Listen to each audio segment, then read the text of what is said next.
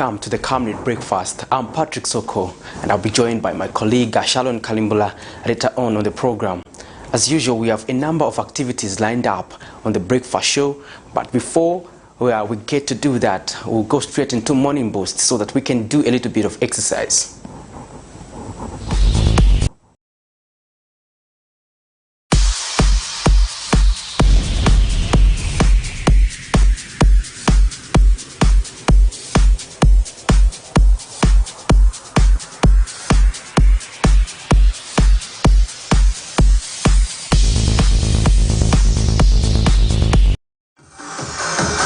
Good morning, Camnet viewers, and welcome to our quick morning show, quick morning workout, and you will be able to benefit from everything we're doing. So remember, the key thing is just for us to help you be fit, exercise, burn some fats in the body, stay fit, and so that your executive functions are on the peak. Okay, as usual, start with a warm-up.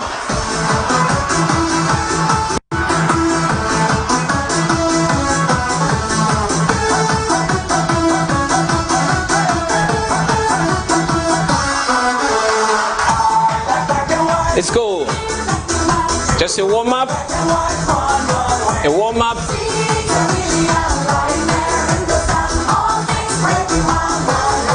Warm up.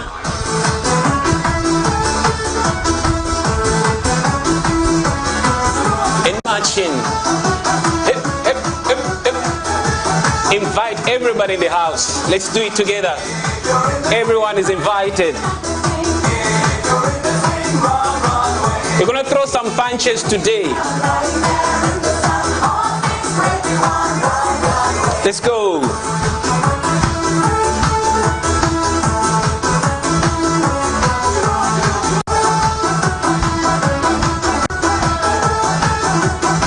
Last one. All right. You're all welcome once again. Just in case you're getting out of your blankets, join us quick. Let's exercise together. All right, I promise that we're going to do some punches today. Okay, let's start.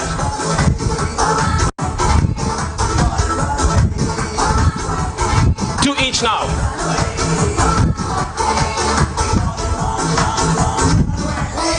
One each.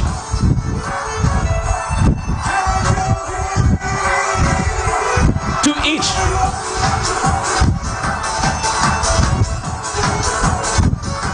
One each.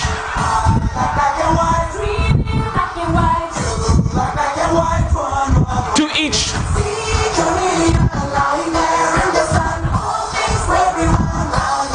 One each.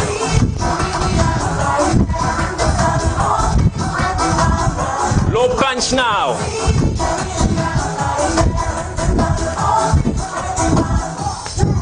Go! Stay low. Watch my legs. Stay there.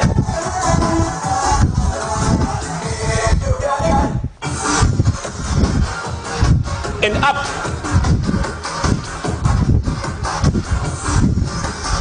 Punch up.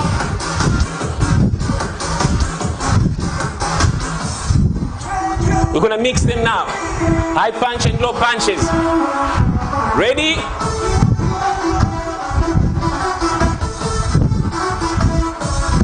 Let's go.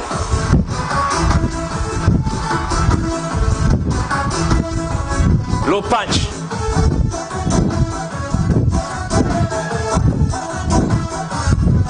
Up.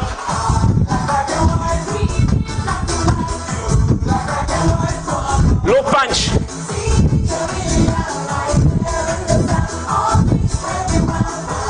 And matching. Okay, you did well with your punches. We're gonna do a knee high and a kick now. One. One. Two. One. Two. Last one. One. Two. Kick now. Let's go. One. Two. And 1, 2, 1, 2, 1, 2. Back to knee. Let's go. Let's go. Let's go. Again. Knee high. Last knee. 1, 2. Kick now. If you feel your leg is heavy, let's do this. 1 and 2. Let's go, mama. 1, 2, 1, 2. High. Higher now. High. High. High now. Let's go. There you go. Kick. Can you hear me, Camnet team? Woo. Let's go. Let the blood flow. No more blood clot on your legs. Let's go. 1 and 2. And matching now. All right. Trust me, you did well with your punches and the knee highs and the kicks. Thank you so much. This is Isaac Matsa, your presenter. I'm going to see you next week again as we do our quick morning show. Make sure that you don't miss this breakfast show. Thank you, and I sign out.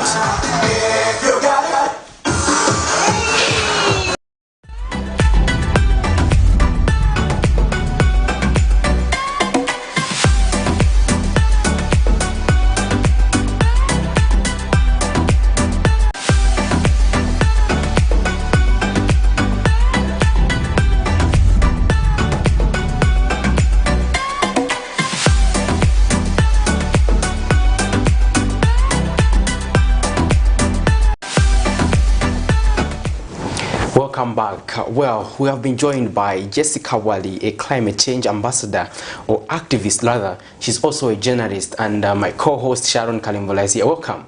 Thank you. It feels a little awkward for you to say welcome, but thank you anyway. Yeah. Jessica Wali, thank you so much for gracing our screens, for accepting the invitation to talk about issues to do with climate change. We're always saying climate change is real, climate change is real. Obviously, we're going to start from there. Yeah, thank you, Sharon. Thank you. Where do I start from? The climate change is real. How real is climate change? Exactly. Like, okay, we understand you were part of the team that was in Glasgow. Yes. So we just want to find out how was your experience? What is the take home from Glasgow? Okay. My experience, I should say, overwhelming, simply because COP being the biggest summit on climate change, and you have everybody from around the world in one place. It was overwhelming, really good experience, and really got a lot to learn. So Sharon, you actually asked about how real climate change is. Exactly. So climate change, definitely almost everybody, I should just say everyone around the world, is actually experiencing it. We're looking at the effects that have actually come with it. And also when you look at climate change, we're looking at also the different people that are contributing to us actually getting to feel these effects. And Zambia and other low-emitting countries that are in the south, in the global south, we are unfortunately low emitters, but we are the ones that are suffering the damages the most. And when you look at those people that are actually contributing a lot to the carbon emission and causing the climate to change and everything, those are people that have the facilities to do certain things to take care of their people. But when you look at countries in the global south, we are suffering the most. This year actually, it's just November, this year I got to produce some documentaries on climate change. So I went to Southern Province, Eastern Province, and also to Luapula, and I saw just how bad climate. Yes, exactly. The time that I went to Luapula Province, I think it was early this year, a moment where it was still rain around February, March, somewhere there. But I think I had found the fields were all dried up. Exactly, and this is a situation whereby the rains came a little bit late, so the farmers had to hold on a little bit to prepare their fields, and when the rains came and it didn't take long, they were all gone. So I found that fields were actually really dry, and it was a really sad situation. And these are farmers that, I'm not talking about large scale farmers, but farmers that actually eat from what they are actually growing. So I looked at that, and when I went to Southern Province, I had a very emotional moment when I went there. I went to a village called Nzambale, and I was taken to this river, Sharon. This river, like I could see from the length of the trees how deep it was, but it was all dried up. It was really dried up. And when I went there, I found this a very old woman drawing some water from just a stream, and that water she was actually drinking from it, just a small stream. And they were actually telling me to say, this is the same place that people and animals are all drinking from. So they've been having human-animal conflict when it comes to water source. And it was a sad situation. And when I looked at all that, and looking at how some other places also that I went to, how they've been affected, that would actually just remind you of just how real climate change is. You mentioned to say countries that are on the southern part are facing the effects more, in as much as they are not the ones that are bringing about those effects. What is the lasting solution to this? When I was at COP, when I was attending COP, I think this is one of the issues that actually came up a lot. Like, how are we going to go about? Because the last COP, Sharon, there's an agreement on climate change. It's called the Paris Agreement, which was actually drawn in 2015. And this was an agreement that countries brought in their NDCs, and they had to commit to a certain level of how they can actually, for lack of a better term, they can pollute the environment. So when you talk about the carbon emission, it has to be reduced to a certain level, and they all agreed to those commitments. Unfortunately, when we went back looking at how the commitments have gone, it was like it's back to zero. Yes. So there were actually, people talking and arguments of, should we start fining the countries that are not committing to their NDCs? What are we going to do about it? Because if we're going to say, let's lower the carbon emission, but when we go back, we actually find that some countries are even, it's even gone more. So what are we going to do? And then, and there was, when you talk about the global south, we're looking at now the way it is, there's an issue of adaptation and mitigation. In 2015, also, Sharon, during the Paris Agreement, there was an agreement that the wealthy countries needed to come through for the developing countries, to just try and help them to adapt, and also just to mitigate the effects that they've actually gone through. And there was a pledge that was actually given by the wealthy countries. They were supposed to pay $100 billion, $100 billion. Yes, that's it. $100 billion. Yes, Patrick, you've done your interest. You've got so much interest in issues to do with climate change and the carbon emission. When she mentioned that, I actually thought of you. Would you like her to speak to that? Well, I think when we talk about carbon emission, we also saw during the COP26, the USA and China were the major emitters of greenhouse emissions. We made some commitment, but are we certain that they are going to uphold their commitments this time around? I really hope so, because these are the giants in I keep on saying lack of a better term, polluting our earth.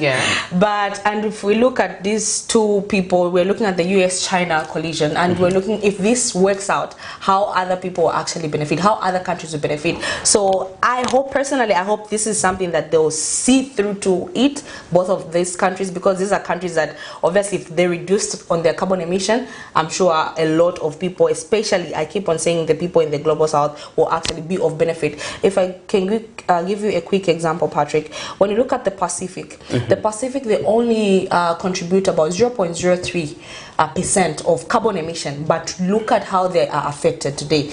We're looking at displacement. These are people, their water levels have gone up and they have to migrate forcefully, not because they want. They are dying every day. Every time it's like, literally, they sleep with fear. They don't know what will happen tomorrow if they are going to, they find that their houses have drowned and so on. So it's a situation where when you see the US-China commitment, if it goes through, I definitely know that we'll have some good. I want to take bring it to the local scene where we are seeing that we have vehicles that are emitting a lot of emissions. These are diesel cars, even petrol engines.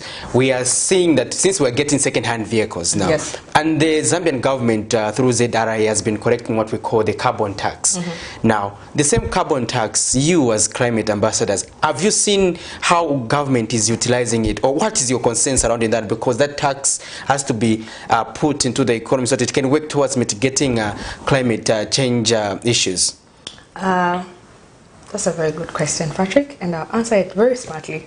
So, I feel personally, obviously, if we're going to speak to the people in authority in this line, they're actually going to mention to you and say this is how we use the money and so on. So, personally, not running away from your question, I feel maybe there's a number of things or more that we can do, not just the government but everybody. So I may not have the right answer to your question because maybe I don't have the direct information. Exactly. I may say things that I'm not supposed to say. So me personally, I feel together the government and its people, if there are certain things that maybe we could consider and do, obviously we can try and be in a better place, because at the end of the day, Patrick, 5 years from now, it's not us that will actually be suffering.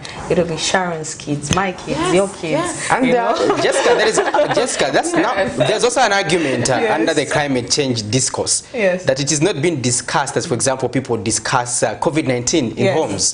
Because they are wondering what animal is climate change. You understand? You are explaining about the aspect of, let's say, extreme temperature. Let's say we are having extreme rainfall. Maybe rains in June. Or we are having, like we are experiencing now, where it is too hot. November, yes, it's too hot. But how can we ignite debate to ensure that people appreciate that this temperature they are saying, there's more to it beyond what they're saying? To be done. You know, I think the best and the easiest way would be when we look at maybe 9 years ago, Patrick, when were the rains starting? Everybody will tell you to say at least on the 24th of October it should rain.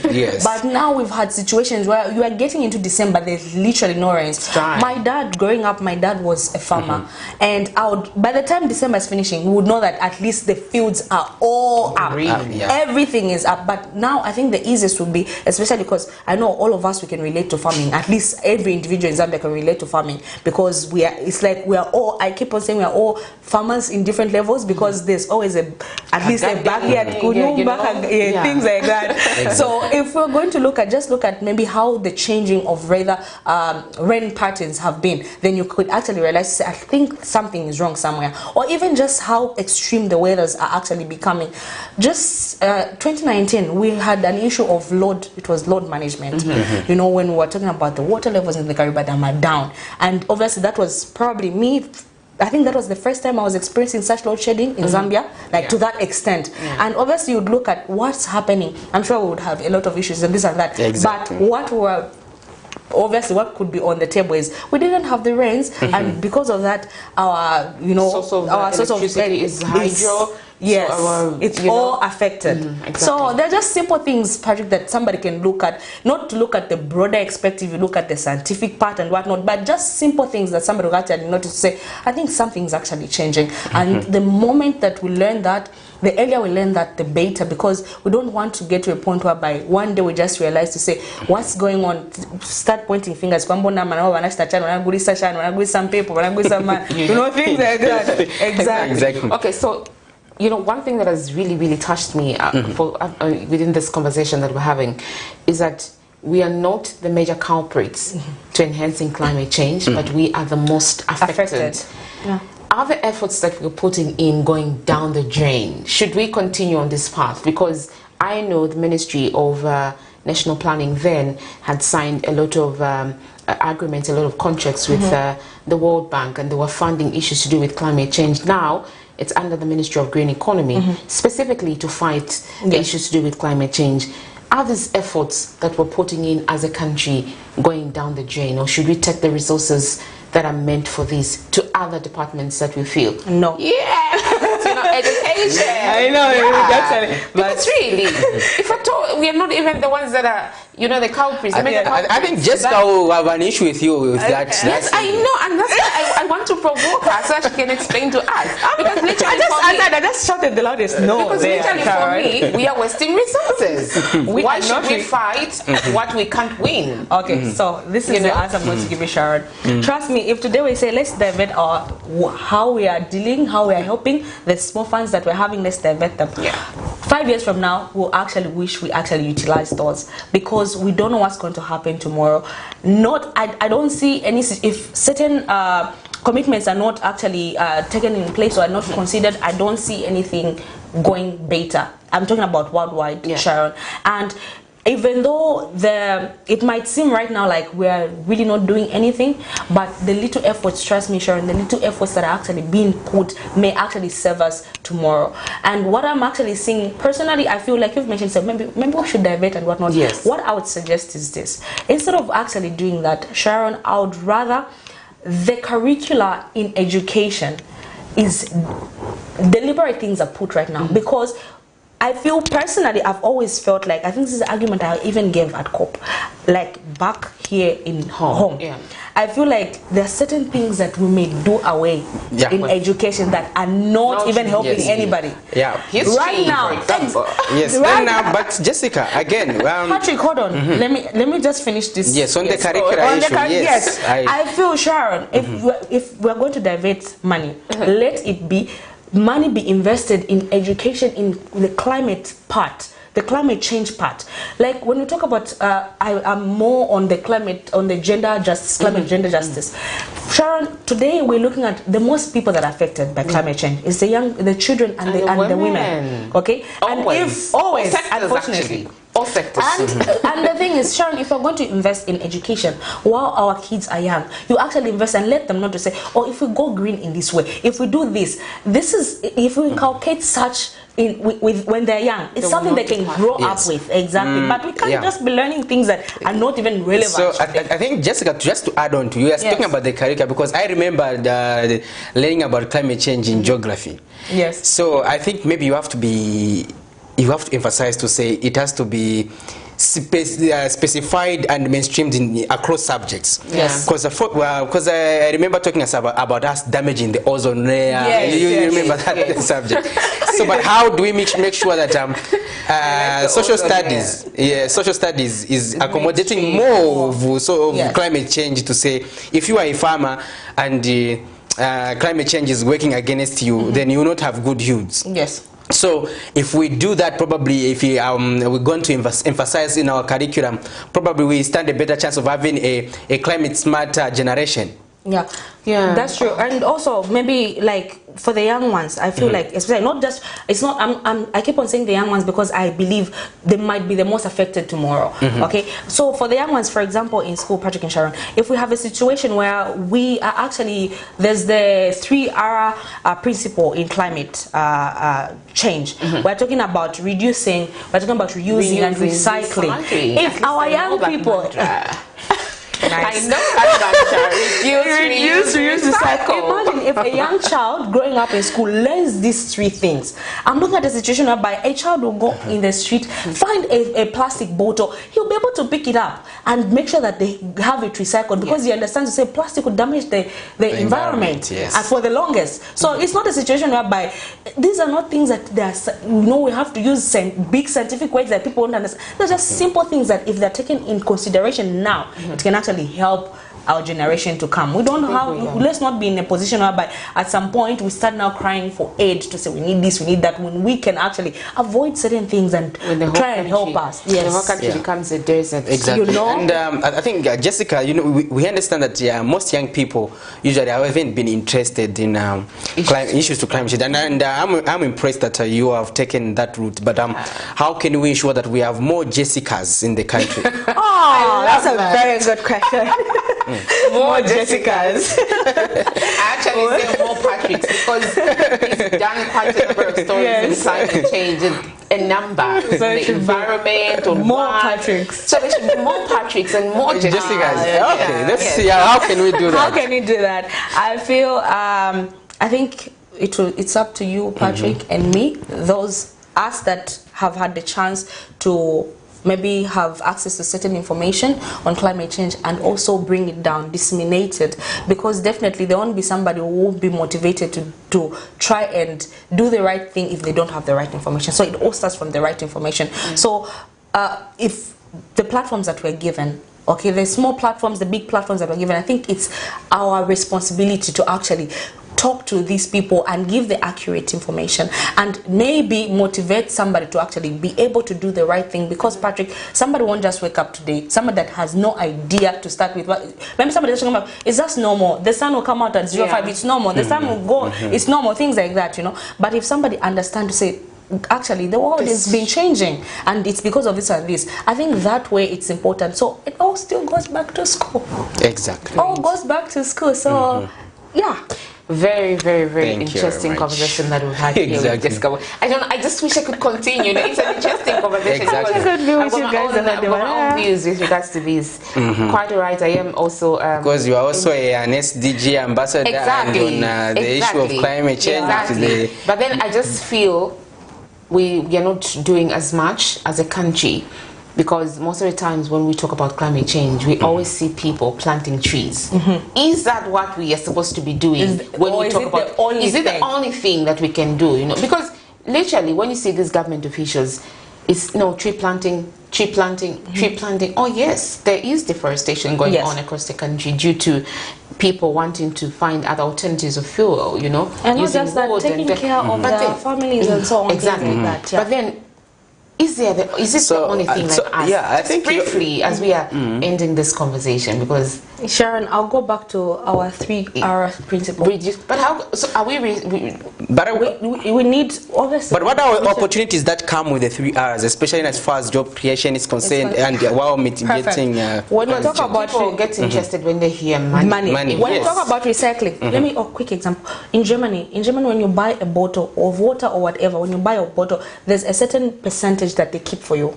That money, for example, let me say I put it in Zambia and kwacha. When you buy a bottle of water for 10 kwacha, maybe they keep a 2 kwacha for you. Okay, they keep a 2 kwacha for you. When you return that bottle, you get back that 2 kwacha. That's not something that I know maybe can happen today in our country, maybe because of where we are. But it's something we should be thinking about. Because there's no way, you can't find a bottle in Germany, Sharon, not because people don't know how to litter. People pick bottles because they are going to make money from that. Somebody knows when I go and recycle this bottle, I'll get a cent, I'll get some waste, and I'm going to do something with it. So I feel if we're going to look at, even like Patrick with your question, when you look at our 3R principle on climate change, if we're going to look at on the issue of recycling, I know somebody, just that idea to say, Nika, on a bottle, when I take it this side, I don't know how, exactly. And also it will be just something that will be within yourself. You don't want to throw out your bottle. And also if we're going to reduce on certain things, maybe we reduce on, I don't know how, I know right now, I can't say we're in that place to say, let us stop using all our plastics. Let's go. Exactly, but we can actually start. I use a reusable bag for my shopping every day, Sharon. Let me do that. Unlike I'm going to get a plastic and then I throw it tomorrow. Again, I throw it. Things like that. So I think it's something that if all of us just had this, we just have them in our mind, let me just try and stick to one, or let me just use 1 hour here or 2 for a week. Exactly. Yeah. It will help us. At the end of the day, Sharon, this is not a fight for the government. This is not a fight for organization, for activists. This is about everyone. Exactly. Because tomorrow it won't be the government that will come and say, oh, Jay's house has flooded. So we are seeing this has flooded, so let us actually evacuate. Let's take her to the crew. Nothing, my sister. So it's all up to all of us. It's not about the government, it's not about Sharon, Patrick, Jessica, but it's everybody coming on board, and we can actually try and make a difference. Beautiful conversation here we are having in the studio with Jessica Wali. The time is just not enough, but really, like I mentioned earlier, it's a conversation that we need to keep having, like, all the time. All the time we're talking, let's bring in issues to do with climate change. I've seen a lot of people that are doing issues to do with gender. They always bring up this conversation. So we can also do the same thing, bring up these conversations every time we are talking, say climate change, so that the next person can learn 1 or 2 things. Like I have learned here to say, we are not the major culprits as countries that are in the southern region. I don't know if it's region, but you know, we are mostly affected, you know. So if at all we put in even these efforts that I'm not seeing so much, I feel we're not doing as much. We should keep on, like you have mentioned, keep on advancing the agenda of climate change and how we can preserve the environment and just the whole global village as a whole. So yeah. Jessica, we'll be looking forward to interacting with you because we understand that climate change is a continuous issue. Exactly. And so we'll continue having discussions around that. So we will be among our regular guests so that we can be unpacking these issues. Probably we can play a role in ensuring that people understand this subject especially. So as long as you're around here in Zed, in Lusaka, we'll call you. And I'll be here. We'll call you so that we can have this argument on climate change. So we're going to say reuse, recycle, and when you say what? Reduce, reuse, recycle. So perfect. Let's go. Reuse? No. Reduce? Okay, I'll reduce that. Okay, let me reduce. Okay, let's go. Reduce? Reuse, recycle. Thank you so much. Join us after the break. Thank you.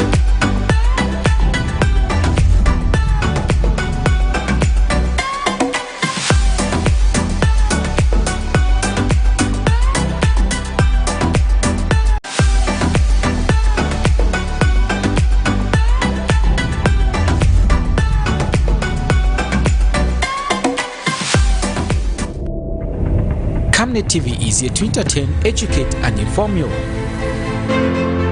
Catch Rise and Thrive at 0730 hours every Saturday. Fresh and new praise and worship comes Monday to Friday at 8 hours. Kids need to be glued to the TV every weekday at 09 hours for their favorite cartoons. Off the pitch with the boys as they talk about sport on Saturdays at 0930 hours. Remember, we are also here to entertain you with our different varieties of movies every weekday at 10 hours. Join Pastor Victoria and Moses Chuluwa with Healing Word Ministries International Church live sermon every Sunday at 10 hours. Katamanda brings to you another journey of gospel ministers on Saturdays at 10:30 hours. The verdict comes to your screens at 17:45 hours. Join the Revival Harvest Church every Sunday at 18:30 hours.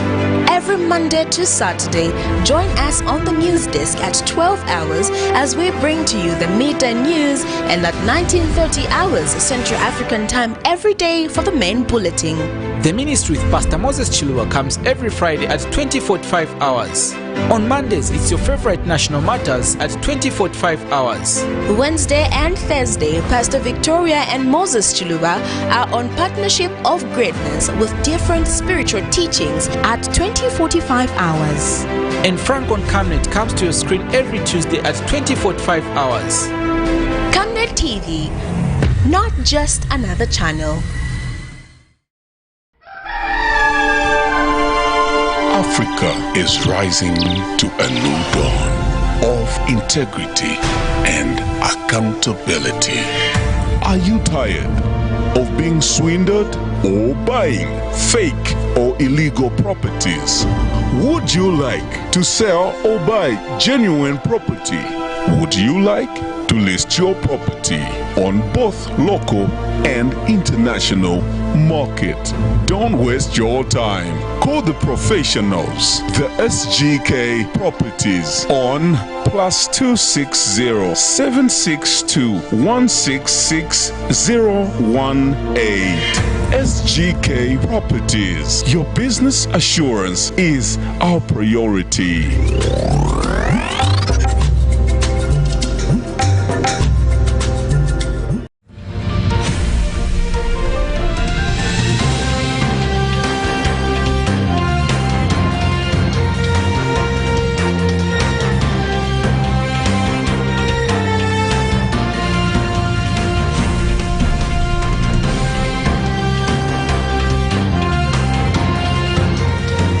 This is Camnet TV World News.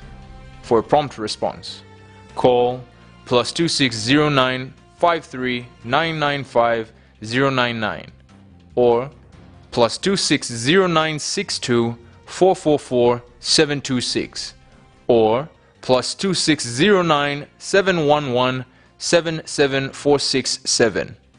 Camnet TV, not just another channel.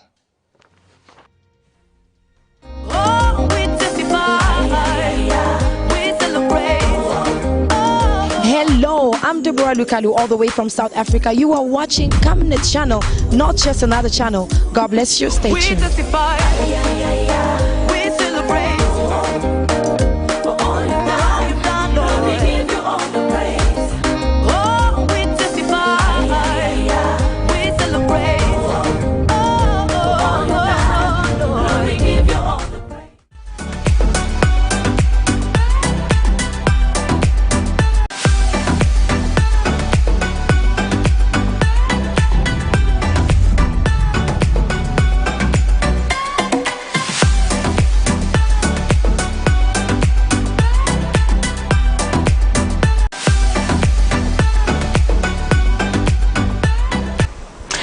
Good morning once again. This is the Camnet Breakfast Show, and we were just from talking to Jessica Wali.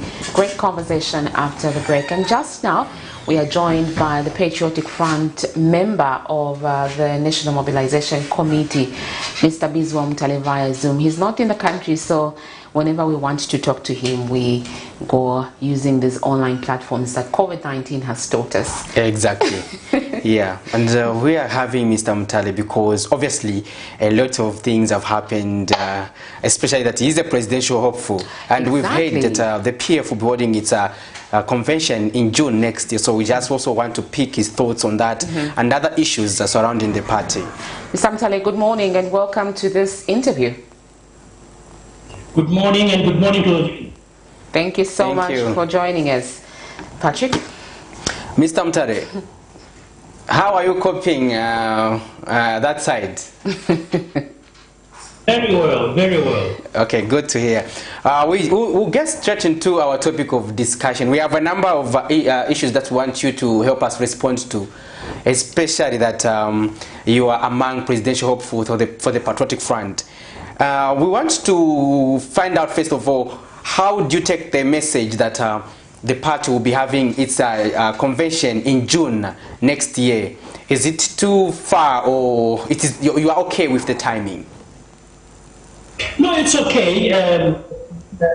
Timing, and I accept that. Within the given time frame, we are not rushing anywhere. We have to clean the house.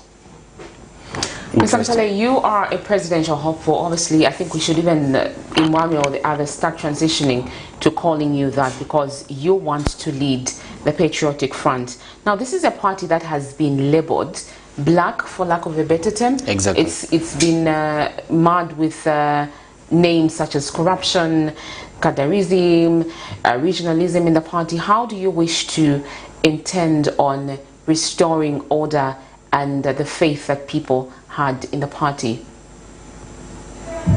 Thank you very much. And I want to accept that the people of Zambia, they have labeled the Patriotic Front collapse, criminal party, arrogance, tribalism, regional party, federalism, name it whatever you want to call it. We want to accept that that was it was. But as a leader, I am coming in. I want to make sure that we clean these things. As a presidential hopeful, I want to make sure we clean these things. There are individuals that have made this party to be called what it is today. And these individuals, they are there, and if we are there, we saw them. There is no smoke without fire. And how we intend to deal with these things with immediate effect, we are going to do the following. We are going to accept so that as we go into the convention, require Eastern very style to require breakfast typically, very safer, breakfast alert. I am going with immediate effect to write to the following organs. I'm going to write to the Auditor General. I'm going to write to the NCC. I'm going to write to DSC. I'm going to write to ZRA. We want to do a lifestyle audit to all the government officials that served in Patriotic Front. We are doing now a deep branding and rebuild. We want to come out as a party that has actually been labeled because of certain individuals. We are going to take the following officials to be audited with their associates, with their family members and their close allies. The ministers, all ministers, are going to go through a lifestyle audit that is saved under Patriotic Front. Permanent secretary are going to go through lifestyle audit. Director General, Commissioner General, CEOs of parastatal companies, and the State House officials. These are the ones that we are getting the government part of it. Let's move to the PF part of it. PF as a part, the Secretary General, the PF Chairman, the PF MPCs, the Provincial Chairman, the PF District Chairmen, all these are going to go through a lifestyle audit. They are given the power to lead the public institution and lead the people of Zambia. In the long run, they drove away from the party constitution that we were given. They made the party to what it is today. The founding father of the party that formed this party, he died a poor man. He never went to the grave with a nuclear. We have the people within the party that are called thieves. They are calling PF a thief. Instead of calling the individual, I will enforce these letters to these institutions. I will make sure that these institutions act upon. If you are a wealthy man in the country, you have hidden wealth somewhere else. We are going to make it close with the Zambia Revenue Authority to make sure we break through the book. And if you found it guilty, we'll make sure you are arrested.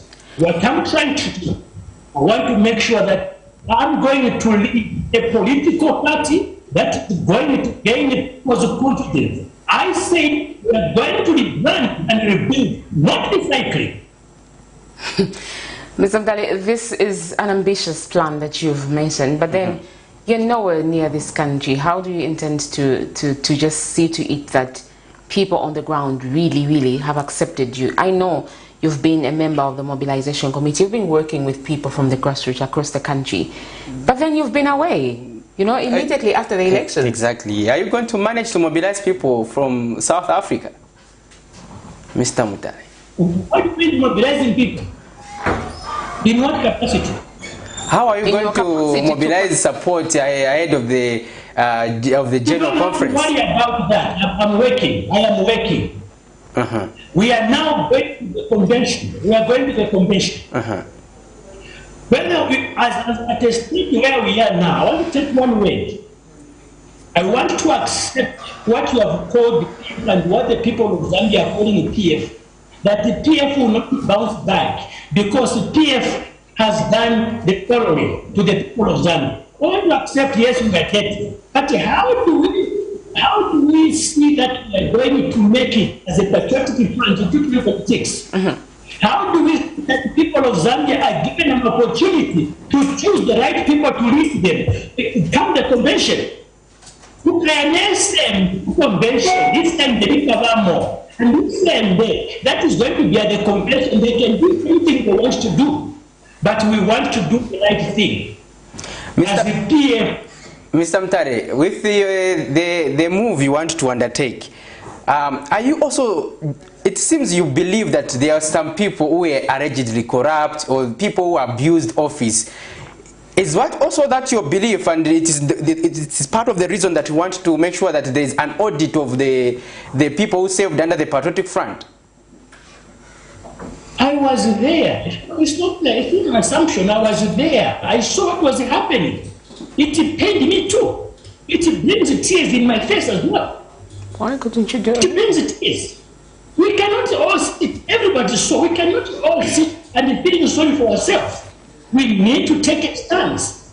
If I stand here where I am and say I want to become the president tomorrow in the Patriotic Front, in the following state, in the current state of PF the way it is, I'll be wasting my time. I didn't join politics to come and mass work. I didn't join politics to come and play. I joined the politics to come and save the people of Zambia and change the course of our country and redirect our country. And I'm going to do this in a point.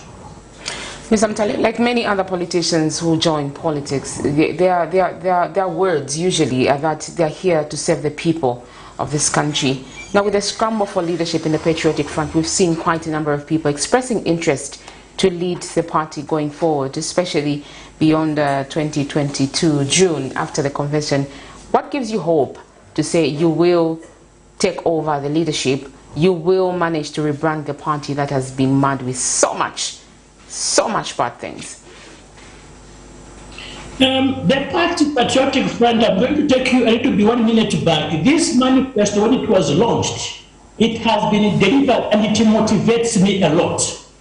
You have all seen what this manifesto has done, and it will continue. We are not going to form a new manifesto. It will continue, and it gives me a lot of smiles. We are going to continue. But the only way we are going to continue, and the only way that I can say we are going to win this election, first of all, we need to clean our house as a PF. When we get to the convention, we know that everyone who is going to stand to be elected by the people of Zambia, no one will be imposed, because we have mastered so much war. This convention is not going to be the convention which we are going to be buying. And I want you to mark this point. You are not going to buy this convention because you've got money and pay people to vote for you. No, this is going to be on merits. And those merits that are going to be there, we want to make sure that the whole country regained the hope and the power in PF, so that when we move forward, people can see the discipline that is in PF. And we have to do that now. Teamwork now. Mr. Mutare, what do you recommend the party should do now, from now to June, to ensure that it is ready to hold a free and fair convention? Thank you very much. The people of Zambia, the PF members that are going to the convention, they know what they want. They want a leader, not a corrupt leader, and not a leader that has got the intention to let me say, the leaders that have actually have got personal agendas. No, they want a leader with the agenda for the people and the agenda for the country. And that agenda for the country, we have to start. It's us in PF. Nobody will tell us what to do. It's us in PF to come up with those policies. When we look at the institutions I have mentioned here, we want these institutions to help us. If these institutions found that there is no one who is a criminal in PF, there is no one who has stolen in PF who has amassed so much money, these institutions must apologize. Then everyone is going to go smooth to the convention. Then we know our house is clean. As it stands, I agree to say the house is not clean. I wrote to the president. I wrote to the Secretary General. Why? Because I saw debt internally, and this debt internally, I want people to gain hope. I want people to understand that PF is not what it is. Our founding father of the Patriotic Front and his immediate families are not wealthy people. But the people that have just walked into Patriotic Front are more wealthier than the Reserve Bank of Zambia. As we speak, and that we are changing it. We need to start looking into that. I want to be given a chance. I want to be a president that is going to lead the people and distribute the wealth equally to the nation without reservation. Just on that, Mr. Mtale, Zambia is a country that has the majority of its population being a youth and women. How do you intend to incorporate them in your agenda, not to use them as tools of political violence, especially the youths, Patrick? Exactly. Thank you very much. If you look at, when we talk of the youth they are into, they've been put into two categories. And they are the one that carry the way decadence. When it's time like this, you will never see any official to stand up and start saying We will take 200 and give them, send them, go out there and fight, go out there and insult to our benefit. That stops now in PF. That will not be allowed. Capitalism will not be allowed. We want to bring the youth into this now and work with the youth. They are the owners of the future. If you ask me now in PF, is the future for the youth in PF certain? Definitely they've got no future. The future is bleak because they are being used for the personal gain of our individuals within the party. That it will not happen. We want to bring the youth now who have a meaning to serve in the party, you know, and not only just to vote for. No, look at the students, the universities of Zambia, the colleges of Zambia, all the students that are in these campuses, they are not taken care of. We have to change that now, make them part and parcel, and they have to be partners from the top to the bottom. We need to bring them in so that we can have a part of inclusive. A child is graduating today, tomorrow has got no job, and we are lying that we're going to give you the jobs. After voting, there's nothing. I want to give you an example of University of Zambia. University of Zambia, they stay in Chipata compound, they stay in locations and so on. That child takes a bus in the morning to find his way to the University of Zambia to go and study there. He stays in a compound, He can't afford to be in the campus. The lifestyle is in the common. That's where his lifestyle is, because there's no accommodation at the campus. When he got the campus there, he would rather spend maybe about 8 hours in the campus and he leaves. There's no time to socialize with the friends and understand, change the lifestyle. We are changing all that. Students are going to be given an opportunity even for them to go abroad to do their researches. And also make sure when you graduate, the jobs will be there. We are going to be doing that with the youth. When we come back into power, we missed that point as Patriotic Front, and we had that opportunity to do that. We are not short of those ideas. They need to be part and parcel of the planning.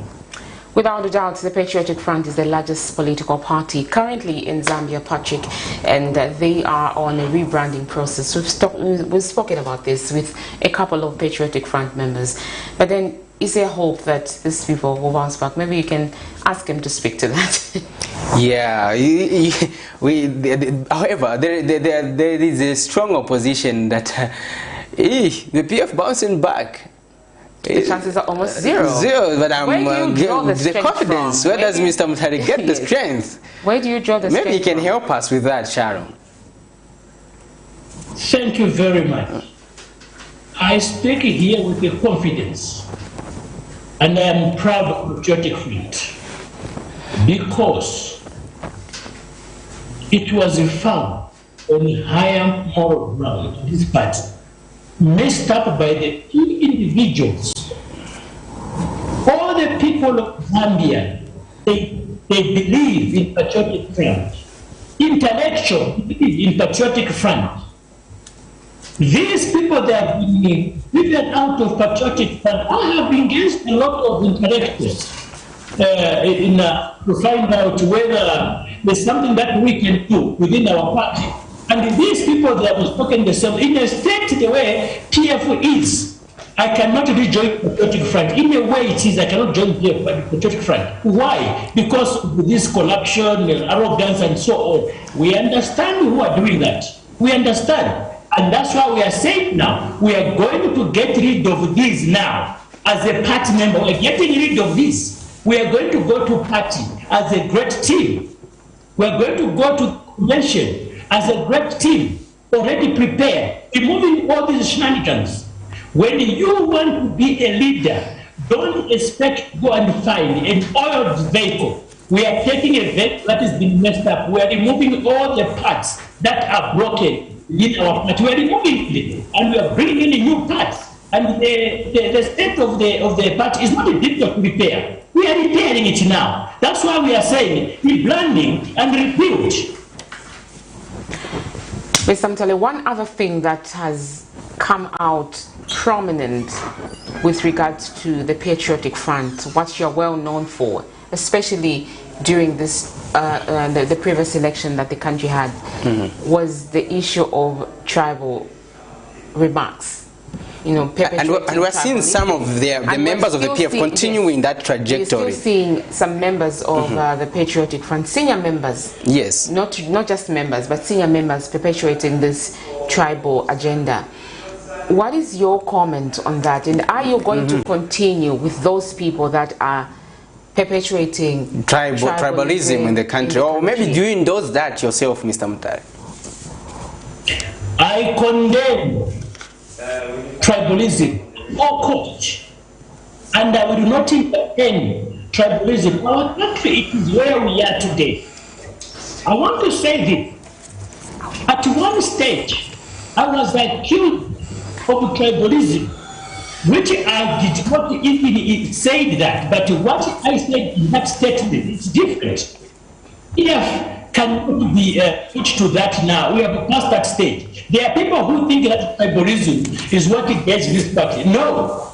We are one Zambia, one nation, and we will continue as one Zambia, one nation to run this country and to run this party.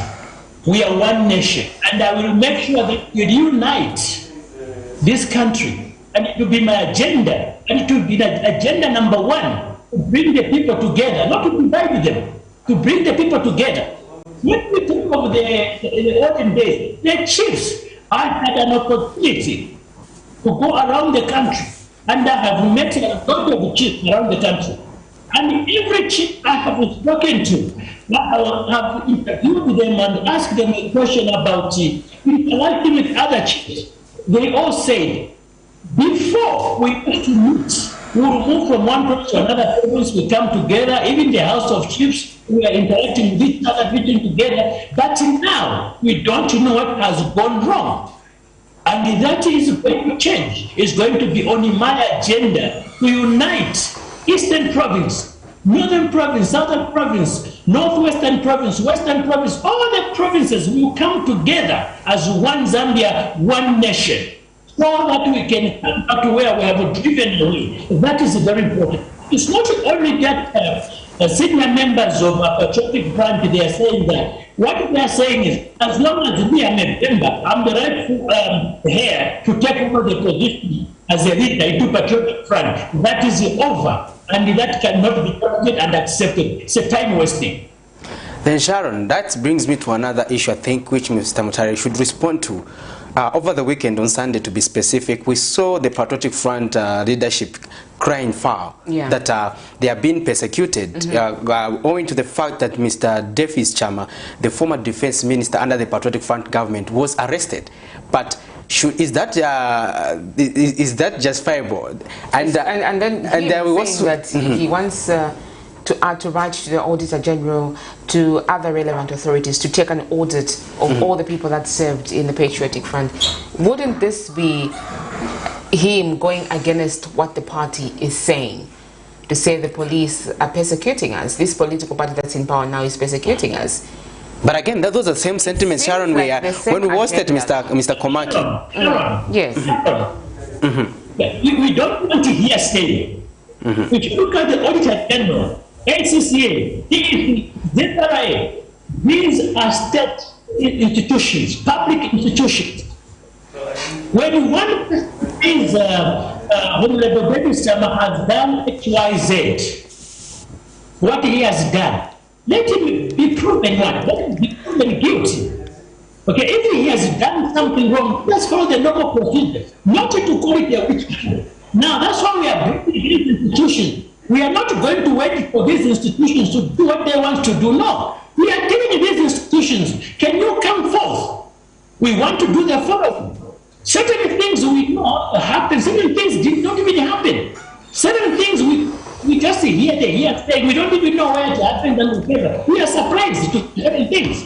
But we wanted to invite them now to start doing these things now. We want to audit, because Davis Chama has been charged with a criminal offense. And that criminal offense cannot be discussed as a party or as a party member. I can't discuss those criminal affairs. There's a justice system that is going to deal with that. And I can't say it's a witch hunt because I don't have the truth. Let him be given a fair day in court so that he can tell his side of the story, what happened on that particular moment. Sometimes we all make a mistake, and I cannot sideline him. He's a member of the Patriotic Front. I have to defend him until such time when he found that he's guilt. That's why we are calling these institutions to make sure at least there is a proper investigation that have been put in, not just putting people mad on the people and arresting people when there's nothing that is actually has happened for the sake of, because that one did that. No, not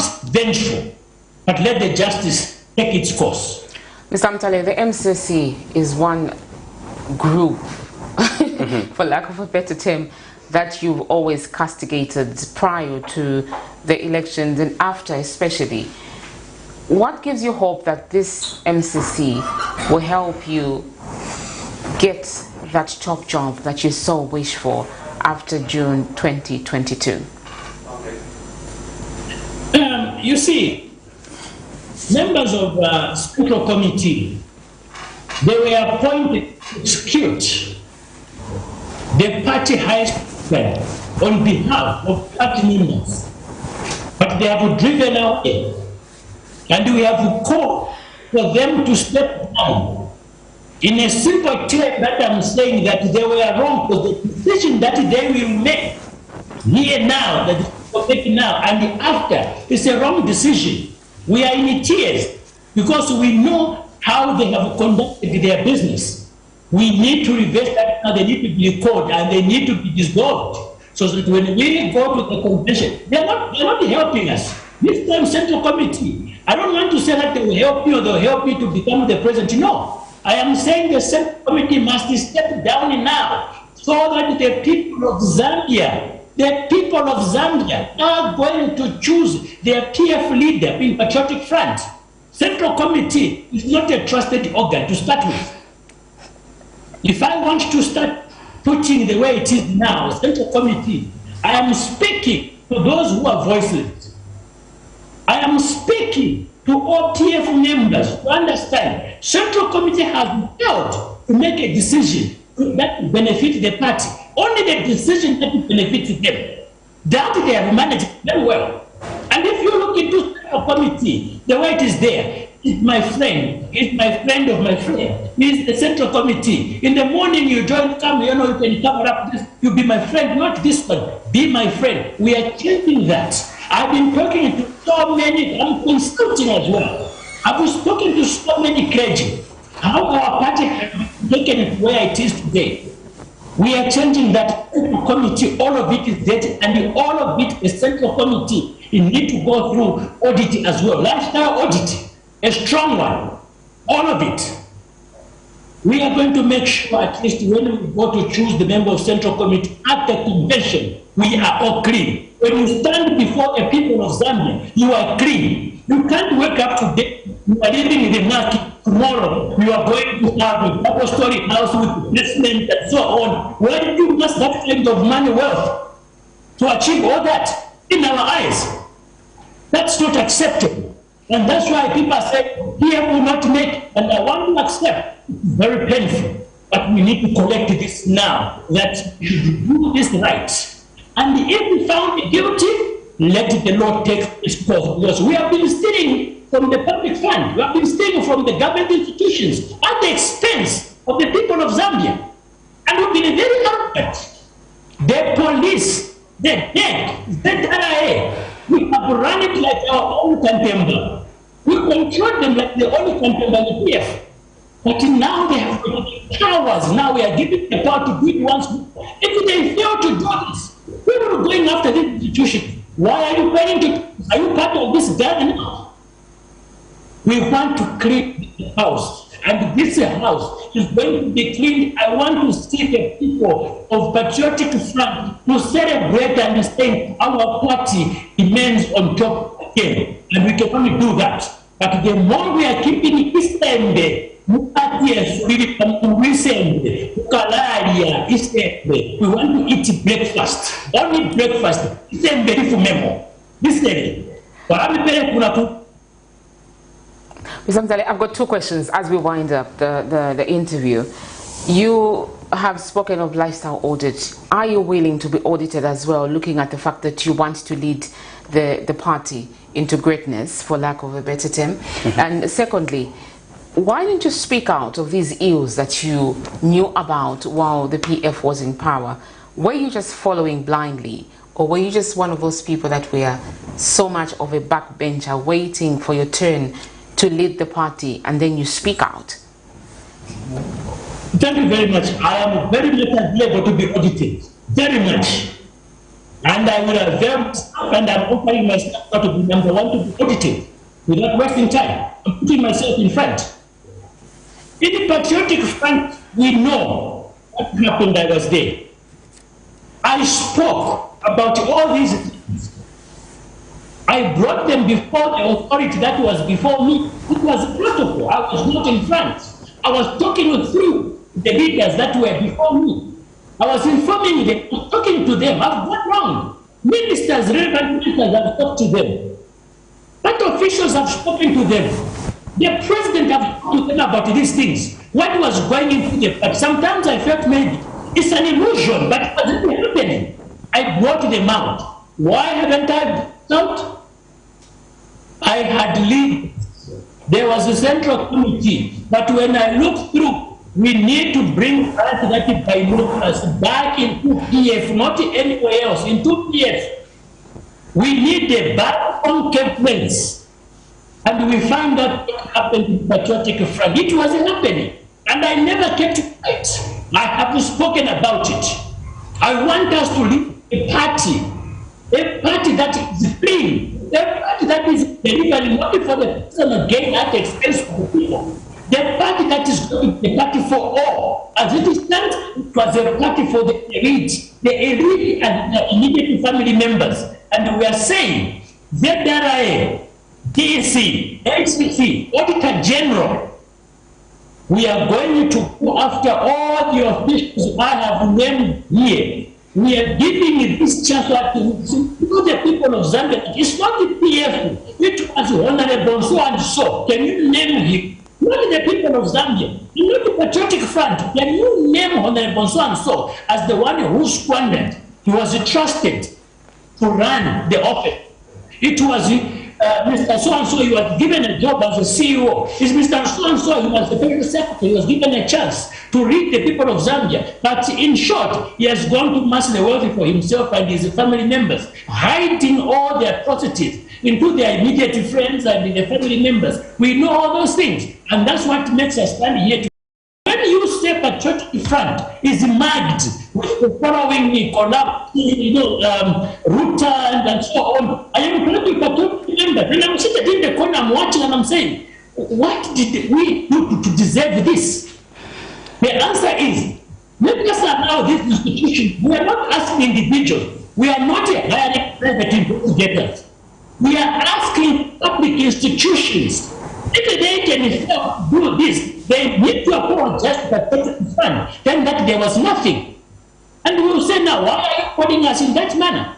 Because when it concerns work and delivery, it has happened. People have amassed so much wealthy, and those wealthy, they have stopped, they have failed to hide them.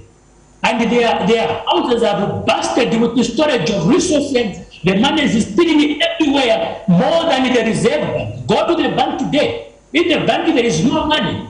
Go to Charana, there is so much money in the houses in Charana. There's so much, you can't mention it, and what went wrong? We need this investigated now, so that when we done with all these atrocities that happened in Patriotic Front, when you want to get it, as I am actually a hopeful leader to take the helm at the convention center, we need to go and stand there and clean the house. Not at the convention, we clean the house now as members. We should start cleaning the house now with the members. The founding members of Patriotic Front, I'll tell you and I'll give you one example. The founding members of Patriotic Front, they never stole. The founding members, the family of our founding father, he died a poor man. But those that came after that, trust me, we don't know. We know where they came from. But where they got the wealth, we know. How they asked it, we do not know. But we need to know now. So that name of the PF, the party of the corrupt, party of the thieves, that don't care about the people, need to be changed. We need to go back to the ideology of the party. The ideology of the party is called the pro-poor, and we should remove that pro-poor. It's pro-rich. That's what it is now. The elite, pro-rich elite. We are going back to this. And we're going to read it so that we can have all the patriotic front members get their fair share of the redistribution of the wealth within the country, and everyone must enjoy. Not to say this is a party of the region and it's a party for the province or the party for the tribe. It's a patriotic front party for all the Zambians, not a province and not a certain individuals. I am adamant for that, and I will make sure we get to that. Mr. Mutare, we thank you for your time, and we just want to get your winding remarks so that we conclude our discussion. Otherwise, you have highlighted a number of quite a number of issues that we think your followers need to digest, and your colleagues, the PF, equally need to take interest of. Thank you very much. As we stand now, we have got a convention set for the 12th of, sorry for June, the date, I don't know if it's not put yet, for June 2022. And I want every PF members to make sure we stay put and we focus on what put us where we are today. And what should we make sure when we get to convention, we go there as a we need to demonstrate to the people of Zambia as a PF. We need to demonstrate. And what are we going to be doing? All these things that are happening in the PF, we are hearing the hearsay. And I want to let the people of Zambia, member of Patriotic Front, who are suffering a trust of being called thieves when they are not thieves. And I'm calling all the founding members of Patriotic Front to take their stands as the party is going through all these kind of challenges. We are all under government. This government now is the UPND government. They did not create their own Auditor General department or their own ACC department, DMC department, ZRA department.